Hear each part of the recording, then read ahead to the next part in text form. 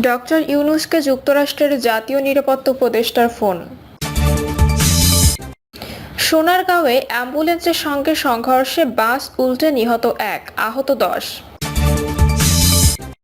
হেনস্থার শিকার সেই মুক্তিযোদ্ধা বললেন, সরকারের কাছে বিচার চাইব। জানাবো, অটোরিকশার ব্যাটারি চুরি হওয়ায় মাইক ভাড়া করে চোরকে গালাগালি। এবং সর্বশেষ জানাবো, আন্দোলনে শিক্ষার্থীদের উপর হামলা, রাজবাড়ীতে যুবলীগ নেতা গ্রেপ্তার। শুনছিলেন সংবাদ শিরোনাম, এবারে বিস্তারিত। ডক্টর ইউনূসকে যুক্তরাষ্ট্রের জাতীয় নিরাপত্তা উপদেষ্টার ফোন। বাংলাদেশের অন্তর্বর্তী সরকারের প্রধান উপদেষ্টা অধ্যাপক ডক্টর মোহাম্মদ ইউনূসের সঙ্গে যুক্তরাষ্ট্রের জাতীয় নিরাপত্তা উপদেষ্টা জ্যাক সুলিভানের ফোনালাপ হয়েছে। ফোনালাপে তারা ধর্ম নির্বিশেষে সব মানুষের অধিকার রক্ষার প্রতিশ্রুতি ব্যক্ত করেছেন। বিবৃতিতে বলা হয়েছে, জাতীয় নিরাপত্তা উপদেষ্টা জ্যাক সুলিভান আজ বাংলাদেশের অন্তর্বর্তী সরকারের প্রধান উপদেষ্টা মোহাম্মদ ইউনূসের সঙ্গে কথা বলেছেন। একটি চ্যালেঞ্জিং সময়ে বাংলাদেশকে নেতৃত্ব দেওয়ার জন্য সুলিভান প্রধান উপদেষ্টা ইউনূসকে ধন্যবাদ জানিয়েছেন। এতে আরো বলা হয়েছে, উভয় নেতা ধর্ম নির্বিশেষে সব মানুষের মানবাধিকারের প্রতি সম্মান দেখানো ও তার সুরক্ষার বিষয়ে নিজেদের প্রতিশ্রুতি ব্যক্ত করেছেন। একটি সমৃদ্ধ, স্থিতিশীল ও গণতান্ত্রিক বাংলাদেশের জন্য যুক্তরাষ্ট্রের সমর্থন পুনর্ব্যক্ত করেছেন জ্যাক সুলিভান। বাংলাদেশ যেসব চ্যালেঞ্জের মুখোমুখি হবে সেগুলো মোকাবেলায় যুক্তরাষ্ট্রের সমর্থন অব্যাহত থাকবে বলে জানান তিনি। সোনারগাঁওয়ে অ্যাম্বুলেন্সের সঙ্গে সংঘর্ষে বাস উল্টে নিহত ১, আহত ১০। নারায়ণগঞ্জের সোনারগাঁওয়ে একটি যাত্রীবাহী বাস অ্যাম্বুলেন্সের সঙ্গে সংঘর্ষে উল্টে গিয়ে একজন নিহত এবং ১০ জন আহত হয়েছেন। সোমবার রাত 7:30টার দিকে ঢাকা চট্টগ্রাম মহাসড়কের মল্লিকের পাড়া এলাকায় এই দুর্ঘটনা ঘটে। আহতদের মুমূর্ষু অবস্থায় উদ্ধারের পর সোনারগাঁও উপজেলা স্বাস্থ্য কমপ্লেক্স সহ বিভিন্ন ক্লিনিকে ভর্তি করা হয়েছে। এদিকে দুর্ঘটনায় পতিত যাত্রীবাহী বাস ও অ্যাম্বুলেন্স মহাসড়কে উল্টে পড়ে থাকায় মল্লিকের পাড়া এলাকা থেকে দুপ্রান্তের প্রায় 10 কিলোমিটার এলাকা জুড়ে তীব্র যানজটের সৃষ্টি হয়। যানজটের কবলে পড়ে শত শত পরিবহন যাত্রী চরম দুর্ভোগের শিকার হন। পুলিশ ও এলাকাবাসী সূত্রে জানা যায়, সোমবার রাত 7:30টার দিকে ঢাকা চট্টগ্রাম মহাসড়কের মল্লিকের পাড়া এলাকায় ঢাকা থেকে কুমিল্লাগামী জৈনপুর এক্সপ্রেসের একটি যাত্রীবাহী বাস একটি অ্যাম্বুলেন্সকে ওভারটেক করতে গিয়ে নিয়ন্ত্রণ হারিয়ে উল্টে যায়। এ সময় বাসের নিচে চাপা পড়ে অজ্ঞাতনামা এক যুবক নিহত ও 10 জন বাসযাত্রী আহত হন। আহতদের মধ্যে 2 জনের অবস্থা আশঙ্কাজনক। এদিকে দুর্ঘটনায় পতিত যাত্রীবাহী বাস উল্টে পড়ে থাকায় মহাসড়কের দুপ্রান্তে প্রায় 10 কিলোমিটার এলাকা জুড়ে তীব্র যানজটের সৃষ্টি হয়। খবর পেয়ে কাঁচপুর হাইওয়ে থানা পুলিশের একটি দল ঘটনাস্থলে উপস্থিত হয়ে প্রায় 1 ঘন্টা পর যাত্রীবাহী বাসটি উদ্ধার করলে যান চলাচল স্বাভাবিক হয়। আহত বাসযাত্রী জাহাঙ্গীর আলম জানান, রাজধানী থেকে গজারিয়া যাওয়ার উদ্দেশ্যে তিনি বাসে চড়েন। বাসটি সোনারগাঁওয়ের মল্লিকপাড়া এলাকায় পৌঁছানোর পর একটি অ্যাম্বুলেন্সকে ওভারটেক করতে গিয়ে দুর্ঘটনার শিকার হয়। হেনস্থার শিকার সেই মুক্তিযোদ্ধা বললেন, সরকারের কাছে বিচার চাইব। আমাকে বিবস্ত্র করে ছবি তোলার জন্য লুঙ্গি ধরে টানাটানি করেছেন। আমার সঙ্গে এসব করে দেশের সকল মুক্তিযোদ্ধার গলায় জুতার মালা ও বিবস্ত্র করার চেষ্টা করা হয়েছে।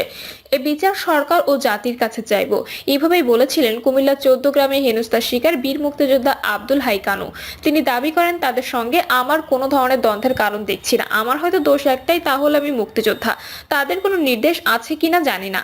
আমি মুক্তিযুদ্ধের আদর্শ ধারণ করি। সেদিনের ঘটনার বর্ণনা দিয়ে মুক্তিযোদ্ধা আব্দুল হাই কানু বলেন, শারীরিকভাবে কিছুটা অসুস্থ বোধ করলে বাজারে গিয়ে ফার্মেসিতে বসি।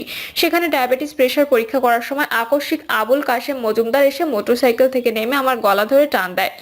পরে সে বলে, তোকে আজকে ছাড়া যাবে না, জীবনের শিক্ষা দিব, তুই এই এলাকা থেকে তাড়াতাড়ি চলে যা। পরে টেনে আমাকে কুলিয়ারা স্কুল মাঠের দিকে নিয়ে যায়। তিনি বলেন, তখন আমি তাকে বলেছি আমি কেন চলে যাব, গত 9 বছর তো এলাকায় ছিলাম না। তারা আমাকে 5টার মধ্যে বাড়ি থেকে বের হয়ে যেতে বলেছে। হাশেম বলেছে, স্ট্যাম্পে স্বাক্ষর দে, না হয় তোরে টুকরো টুকরো করবো। ছুরি তো বসিয়েই দিয়েছিল। ওই ভিডিও এখনো পাননি, হয়তো কোনোদিন ছাড়বে, পাবেন। সাংবাদিকদের কাছে এই সত্য উদ্ঘাটনের দাবি জানান আব্দুল হাই কানু। বলেন, আমি বিচার চাই, কিন্তু ভালো লোক ক্ষতিগ্রস্ত হোক এটার বিরোধিতা করি। লুটতরাজের বিচার চাই। এই সরকারের সময় যদি ভালো লোকেরা ক্ষতিগ্রস্ত হয় তাহলে তারা কোথায় দাঁড়াবে, আমি কোথায় দাঁড়াবো? তিনি আরো বলেন, আমার মতো এ বয়সের লোককে কেন মাঠে এমন করা হলো, কেন লাথি ঘুষি দেওয়া হলো, কেন পানিতে চুবাতে বলা হলো, কেন জুতার মালা বানিয়ে গলায় দিলে? এ সময় হাশেমের সঙ্গে ওহিদুর রহমান মজুমদার, রাসেল, নয়ন মজুমদার সহ বেশ কয়েকজন ছিলেন বলে জানান তিনি। এদিকে ঘটনার দিন বিকেলে নিরাপত্তার কারণে বাড়ি ছেড়ে ফেনীতে চলে যান মুক্তিযোদ্ধা আব্দুল হাই কানু। ফেনী জেনারেল হাসপাতালে প্রাথমিক চিকিৎসা নিয়ে বর্তমানে সেখানেই ছেলের বাসায় বিশ্রামে আছেন। পুলিশ নিরাপত্তা নিশ্চিত করলে চৌদ্দগ্রামের নিজ বাড়িতে ফেরার কথা বলেন তিনি। প্রসঙ্গত, গত রোববার দুপুরে বীর মুক্তিযোদ্ধা আব্দুল হাই কানুকে গলায় জুতার মালা পরিয়ে হেনস্থা করেন স্থানীয় কয়েকজন। কুমিল্লা চৌদ্দগ্রাম উপজেলার বাতিশা ইউনিয়নের কুলিয়ারা সরকারি প্রাথমিক বিদ্যালয়ের সামনে ঘটনা ঘটে। ওই এলাকায় জামায়াতের সমর্থক প্রবাসী আবুল হাশেমের নেতৃত্বে 10 থেকে 12 জনের একদল লোক এ ঘটনা ঘটায়। ঘটনার একটি ভিডিও সামাজিক যোগাযোগ মাধ্যমে ছড়িয়ে পড়লে দেশ জুড়ে তোলপাড় সৃষ্টি হয়। মুক্তিযোদ্ধা আব্দুল হাই কানু উপজেলার লুদিয়ারা এলাকার বাসিন্দা। তিনি স্থানীয় আওয়ামী লীগের রাজনীতির সঙ্গে জড়িত ছিলেন। তবে আওয়ামী লীগের সাবেক রেলমন্ত্রী মুজিবুল হকের রোষানলে পড়ে দীর্ঘ 8 বছর এলাকা ছাড়া ছিলেন তিনি। অটোরিকশায় ব্যাটারি চুরি হওয়ায় মাইক ভাড়া করে চোরকে গালাগালি। কিশোরগঞ্জের ভৈরবে ঘর থেকে অটোরিকশার ব্যাটারি চুরি হয়ে যাওয়ায় মাইক ও সিএনজি অটোরিকশা ভাড়া করে চোরকে গালাগালি করেছেন মোহাম্মদ হৃদয় নামের এক ব্যক্তি। সকালে উপজেলার গজারিয়া ইউনিয়নের মানিকদি পুরানগাঁও এলাকায় ঘটনা ঘটে। গজারিয়া ইউনিয়নের সদস্য মোহাম্মদ মানিক চান ঘটনার সত্যতা নিশ্চিত করেছেন। জানা যায়, সকালে সামাজিক যোগাযোগ মাধ্যম ফেসবুকে 1 মিনিট 7 সেকেন্ডের একটি ভিডিও ভাইরাল হয়। সেই ভিডিওতে দেখা যায় একটি সিএনজিতে মাইক লাগিয়ে চোরকে মনে দুঃখে গালাগাল করছেন এক ব্যক্তি। ভুক্তভোগী হৃদয় উপজেলার গজারিয়া ইউনিয়নের সাবেক ইউপি সদস্য মৃত আনার মিয়ার ছেলে। তিনি পেশায় একজন অটোরিকশা চালক। স্থানীয়রা জানায়, গত শনিবার রাত আনুমানিক 9:30টার দিকে হৃদয় অটোরিকশা চালিয়ে বাড়িতে ফেরেন। অটোরিকশার ব্যাটারি খুলে মায়ের ঘরে রাখেন। রাখার কিছু সময় পরই ব্যাটারিটি ঘর থেকে চুরি হয়ে যায়। ভুক্তভোগী হৃদয় ওই ঘরে গিয়ে দেখা যায় ঘরে দরজা জানালা নেই, বৃষ্টি হলে পানি পড়ে। পলিথিন দিয়ে কোনো রকমের জানালা ও ঘরের চালা আটকে সেখানে বউ বাচ্চা নিয়ে মানবেতর জীবনযাপন করছেন তিনি। পরিবারের আয়ের একমাত্র অবলম্বন ছিল এই অটোরিকশা। ভুক্তভোগী হৃদয় এ বিষয়ে বলেন, আমি অসহায় মানুষ, দিন আনি দিন খাই, অন্যের রিকশা ভাড়ায় চালাই, সংসারের খরচ জোগাড় করি। এই ব্যাটারি চুরি যাওয়ায় আজ 2 দিন ধরে 3 সন্তান বউ মা নিয়ে খুব কষ্টে আছি। এর মধ্যে প্রতিদিন 500 টাকা হাজিরা দিতে হয় মহাজনকে। এমত অবস্থায় ব্যাটারি চুরি হওয়ার পরদিন এলাকায় মাদক সেবী সহ বিভিন্ন মানুষের দ্বারে দ্বারে গিয়েছি, হাতে পায়ে ধরেছি যাতে আমার ব্যাটারিটি ফিরিয়ে দেন, কিন্তু কেউ আমার ব্যাটারি ফিরিয়ে দেয়নি। পরে রাগে খুবই মাইক ভাড়া করে চোরকে মনের দুঃখে গালাগালি করেছি। এর জন্য কেউ কষ্ট পেয়ে থাকলে আমি ক্ষমা প্রার্থী। আসলে কি বলবো, গরিব মানুষের দুঃখ কেউ বোঝে না। হৃদয়ের মার অরুণা বেগম বলেন, আমাদের সংসারে তার বাপ মারা যাওয়ার পর থেকে অভাব অনটন লেগে আছে। সে তার মধ্যে কষ্ট করে সংসারের হাল ধরেছে। এর মধ্যে কিছুদিন আগেও একবার ব্যাটারি চুরি হয়। অনেক কষ্টে ধার দেনা করে ব্যাটারি কিনতে হয়েছে। গত শনিবার আবার ব্যাটারি চুরি হলে আমার ছেলে অনেকটা পাগল হয়ে যায়। 2 দিন ধরে ব্যাটারির জন্য গাড়ি চালানো বন্ধ। অভাবের সংসার এখন কিভাবে চলবে, কিভাবে মহাজনের হাজিরা দেবে, এই চিন্তায় ছেলে আমার অনেকটা পাগল প্রায় হয়ে গেছে।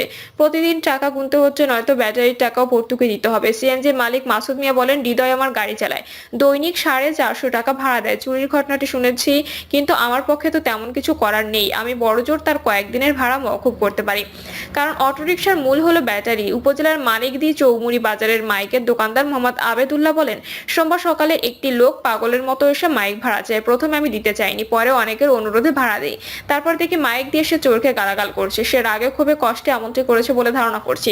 গজারিয়া ইউনিয়নের সদস্য মোহাম্মদ মানিক চান বলেন, ঘটনা আমি শুনেছি, তবে যে কারো কোনো কিছু চুরি হওয়ার বিষয়টি দুঃখজনক, আর মাইকে গালাগালের বিষয়টি সামাজিকভাবে অন্যায়।